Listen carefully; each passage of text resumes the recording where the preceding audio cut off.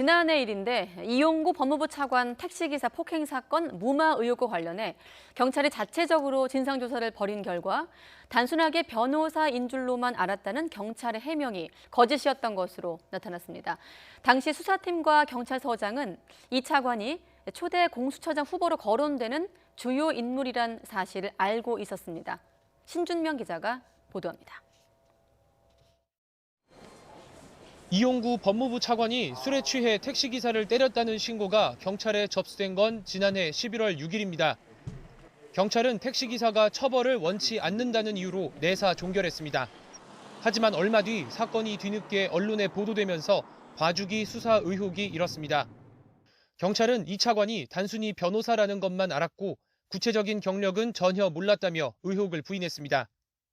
하지만 거짓말이었습니다. 경찰의 자체 진상 조사 결과 수사를 맡았던 서울 서초경찰서 간부들은 당시 변호사였던 이 차관이 초대 고위공직자 범죄수사처 처장 후보로 거론되는 중요 인물이라는 사실을 알고 있던 것으로 드러났습니다. 인지 시점은 사건 발생 사흘 뒤이자 택시기사가 경찰에 출석하기로 한 지난해 11월 9일이었습니다.